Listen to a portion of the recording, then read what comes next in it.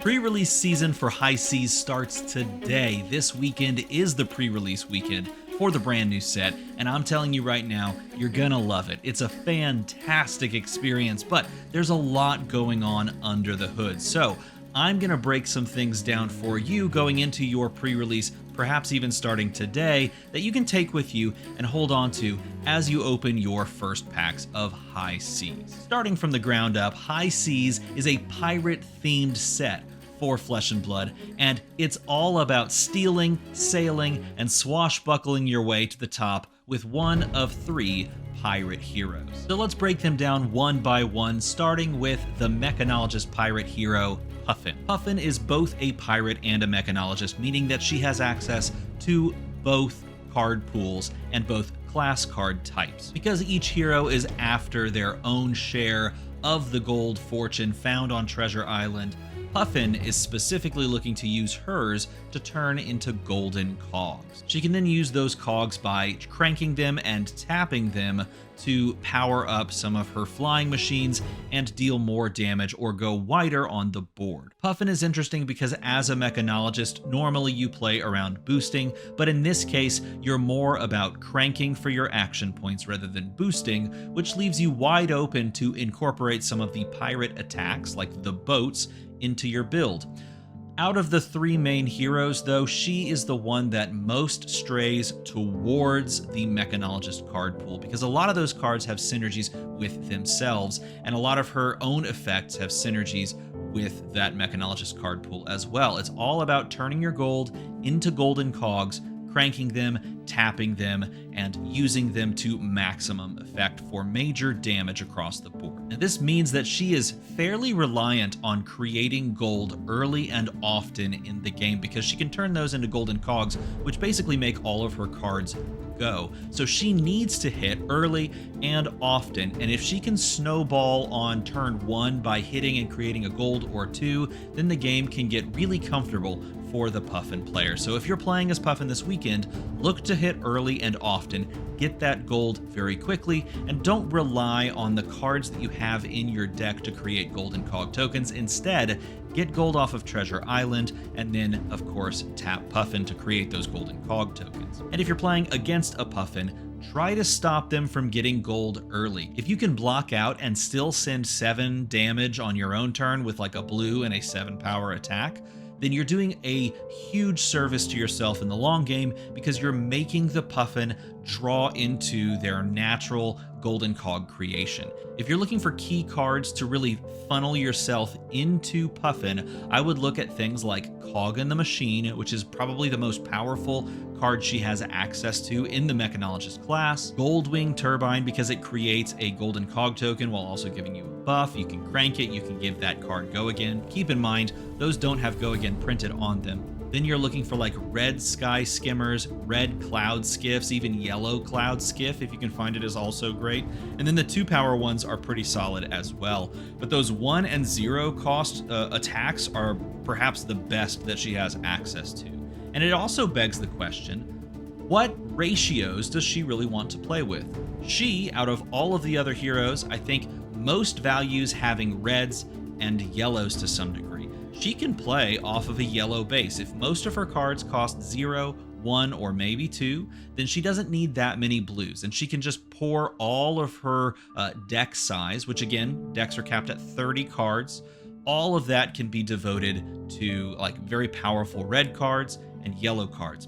If you're looking to play blues, you probably still should. Somewhere in the ballpark of 8 blues feels pretty good. That gives you 1 blue per turn on average if you're playing 8 blues out of 30 cards, and then you can fill in with yellows and reds. If you'd like to cut the blue number down and bring the yellow number up a little bit to compensate, I think that would be okay. And while most people in the format are playing the Cogsworks Blunderbuss. That's a hard thing to say. Cogworks Blunderbuss. While most people are playing that weapon because of the possible natural go again, don't count out a 3 damage versus a 2 damage weapon, especially if you're playing from the Puffin side into something like Gravy Bones, because it's easy to just swing for 3 into a variety of the very good allies that you want to get off the board efficiently. So that's Puffin in a nutshell. She really wants gold early. She can snowball out of control if allowed to have that.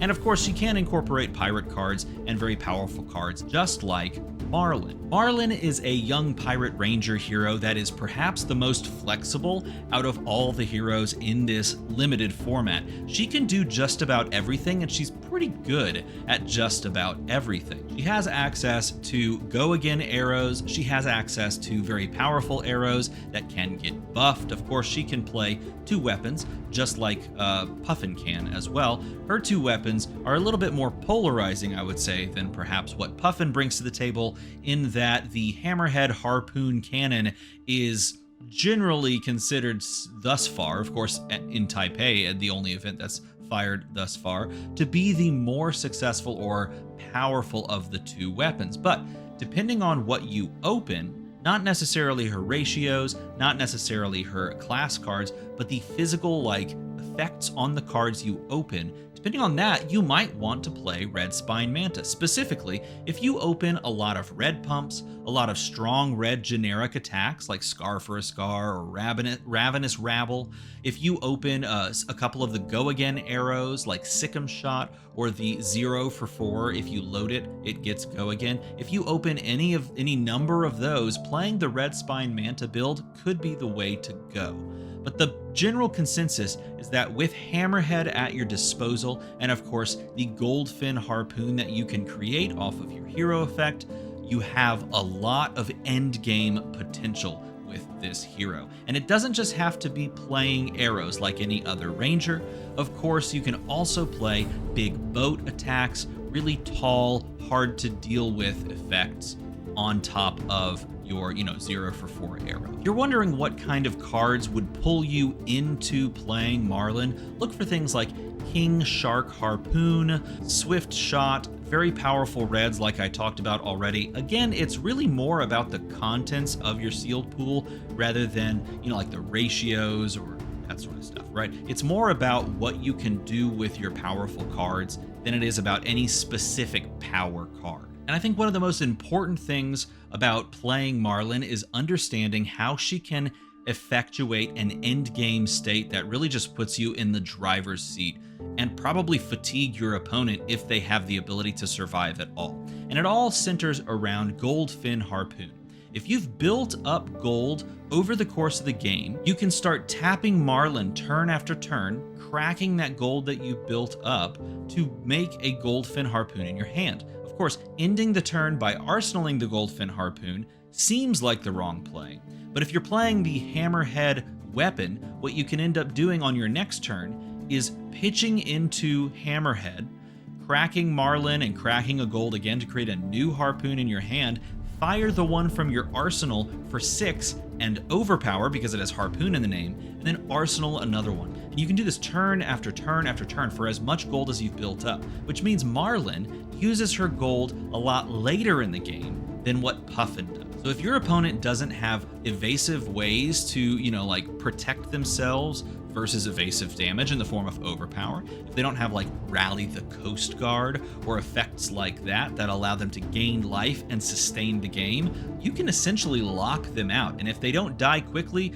they at least go to fatigue. This is perhaps one of the reasons that Marlin is one of the more powerful heroes in this set, because she has the capacity to create her own weapon that can basically just get overpower and get around the opponent's defenses. Do keep in mind as well that if you crack a gold just by paying for it and draw a card, that triggers Marlin's load effect. So if you're looking to load an arrow in a pinch and you have extra gold on the board, you can do it that way as well. But the question is, how many blues does she really want? This is a set that is full of pretty solid blues and pretty solid boats at blue as well, like Battalion Bark. How many of those does she want? Well, if you're looking to play the Harpoon build, I would look for anywhere between 10 to 14 blues. That puts 1 to 2 blues in your hand at any given time without going so far as to draw into 3 every turn. And you kind of want 1 to 2 if you're playing the harpoon build and you're playing some amount of pretty solid arrows. But keep in mind, you also want to mix that with pirate attacks and that pirate card pool, because if you don't have a way to load, then your arrow hand is basically just a full block hand, and that's never good in limited. So we have one hero that wants gold early in Puffin. We have one hero that wants gold late in Marlin. So where does that put Gravy Bones, the pirate necromancer? Well, interestingly enough, Gravy Bones doesn't really care when he gets the gold. He just wants it for those key moments. Gravy Bones, perhaps the most intricate, the most, what's the word? Je ne sais quoi. I don't know. The coolest hero in the set could be the coolest hero in the set. He is very complex though, but at his core, he can essentially just play good blues, good pirate cards, good attacks, and call it a day. He's a hero that creates allies on the board. His undead crew join him, being pulled out of the deck and tossed into the graveyard first, or by playing and consuming your action point on your turn. But here's the thing, he doesn't need a ton of allies to actually function. He can just play good blues, good boats, good attacks across the board, and then at the end of the game, he can start pulling his allies out and threatening this consistent, persistent value. I say you don't need a ton of allies, and it's true. You could go down all the way to like 2 allies. If you have good enough attacks like Red Battalion Barks or really any 3 for 7s, if you have any amount of those, you can just play a really efficient game plan where you're blocking efficiently, where you're attacking efficiently, where on the occasional turn you get rid of that yellow card, that ally in your hand, leave it in the graveyard for a key moment when your opponent is maybe holding onto cards or doesn't want to lose value on removing your ally from the board. That's when you put it out, and that's when you extract your value turn after turn after turn. If you're looking for an ally count to kind of play around with, I like 2 to 5 allies in the decks that I played over the weekend on Gravy Bones. If you have more than that, you start running the risk of running into Gravy Bones hands where all of your allies show up at once and you just die. And that's never fun. So don't go too crazy. If you pull 8 allies, I would not play all of them unless you have a lot of draw discard effects. And that's where he uses his gold. So at key moments, if you are very early on and you draw into those, pirate allies and you're like, I gotta take the damage. At key moments, that's when you either activate his effect to draw and discard that ally, hopefully drawing into a blocking card, or you crack the gold and draw into better cards, maybe even pitching that ally for later in the game. This is a format that really pays pitch stacking and pays knowing how the end game is going to play out. So sometimes bottoming those allies to the bottom of your deck, or finding the key moment to actually get it in the graveyard and wait until just the right time, that's when you can really make hay as Gravy Bones. And there are some other really cool interactions that you can do in this set as Gravy Bones.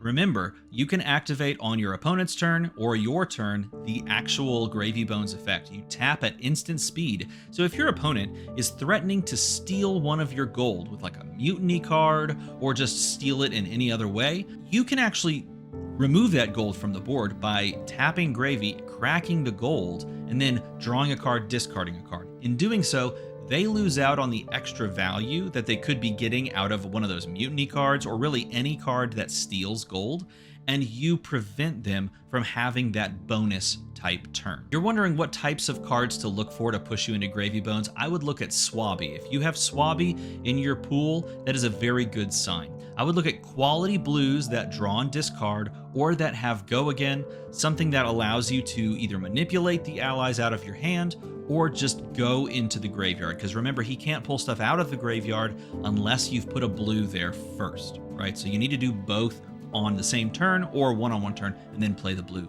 later on. But if you've got Swabby, if you've got Barnacle, those are very powerful. If you've got Cuddy the Shark, I would look to play Gravy Bones. Those are some allies that push you that direction. And it's really important to have good blues, like I said, that feed into your game plan. And I'm talking like 15 blues, the most blues out of any of the heroes we've talked about so far. and that's because he really needs those blue cards to survive. And he's got a lot of blue 3 blocks, which is great for him. So that's 3 heroes. That's Marlin, that's Puffin, and of course that's Gravy Bones. But there is one stowaway in this set that we didn't know about until the day this set was officially unleashed upon the world, and that's Scurve, stowaway. He is a pirate thief hero. He does not have thief cards. He does have pirate cards that he can build with, and of course he can use generic cards. Now that's a pretty big hamstring when you don't have access to a second class worths of cards like all the other heroes do.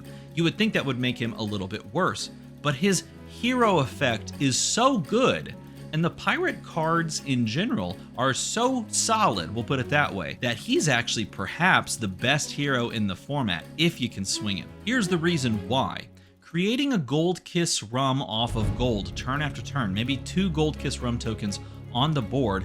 Once you've gotten to that state off of his effect, you've made gold, you've used Gold Kiss Rum, or created it at the very least, you can set up these crazy turns where you draw blues over and over and over again, pitching into cracking gold, drawing blues, and you can find very powerful boats, like Swift Water Sloop, I think is what it's called. The sloop that gains go again if high tide is active. And you can do some insane things like go again, crack the Gold Kiss Rum, big boat like a Battalion Bark or something like that, into your companion ally, Sticky Fingers, who comes out and punches your opponent for 2 and then steals a gold. But it steals a gold regardless of whether it hits. Just when it attacks, it steals a gold, which is quite powerful.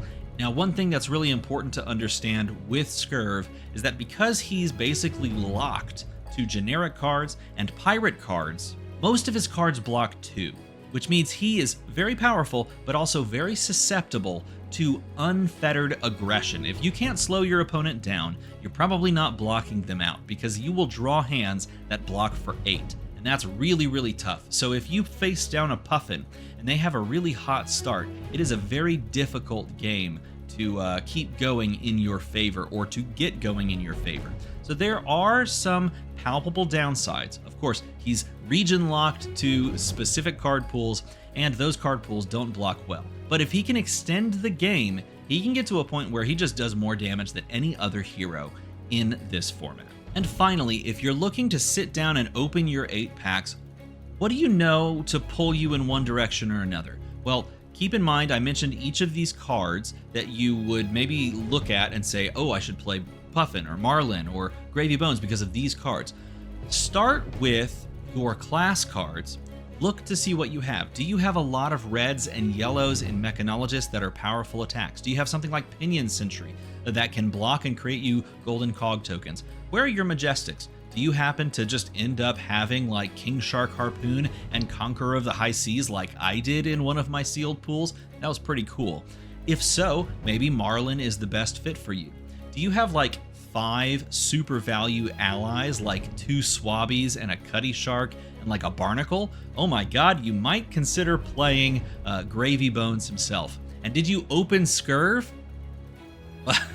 Play Scurve. I mean, come on, right? From there, take out your best, most valuable class cards and supplement your pirate cards and some good generics with it, understanding that each of these heroes has a slightly different archetype or just a way that they can lean to play a little bit differently. So everything we've talked about should hopefully encapsulate your experience today or Saturday or Sunday. And if it helped in any way, shape, or form, of course, leave a comment down below telling me what you learned, what you enjoyed, what you liked about pirates. And then, of course, if this is something that's been of value to you, or at least entertaining, make the number go to the other number.